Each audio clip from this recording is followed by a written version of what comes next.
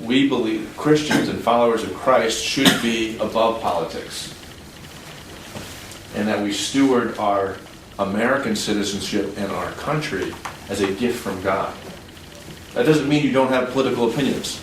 It's okay for Christians to be Republican or Democrat because they're trying to steward their impact in American society. That's good, and it's good to have differences, because as soon as there's no differences, you start hanging people, and you start accusing them of being witches. You have to have honest differences. This is called principled pluralism. And that's why I believe so strongly in religious freedom. That means that you don't have to put your identity to the side. So we can have a conversation. We walk through that door, you can be Vietnamese, and I can be American. I can be a Christian, and you can be whatever you are. Atheist, Buddhist, worship your ancestors. I welcome it. But sometimes people feel like they have to leave that behind. And they have to say, well, this is the very core of my identity I can't talk to you about. I can't tell you what my values are and what shapes my political impressions.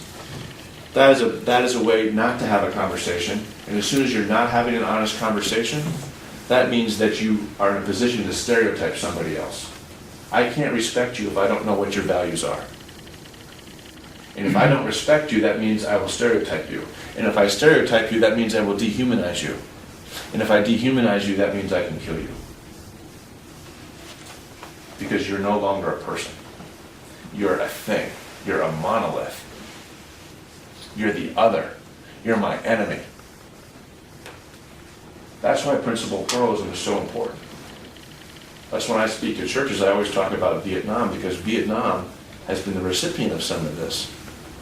There were obvious differences in the past between our two countries, but the perception still exists that Vietnam is a dark and oppressive and communist place because of the way we were brought up.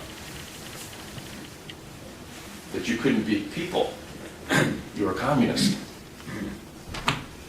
I can love a communist? Well, that's what Jesus says. And oh, by the way, it's good for stability.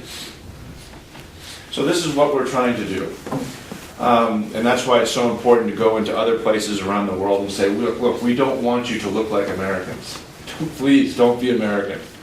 But we do want you to practice the very best of your culture. The very best of your culture. Every culture in the world has a mechanism for respecting the other. Every culture in the world has a mechanism for hospitality. I've experienced it in Vietnam so many times. I think of it as my second home. And that is what we're trying to encourage. And when we do that, then we can have stronger and deeper relationships where we're always friends and we're always honest, and we don't let single issues upset the overall bilateral relationship.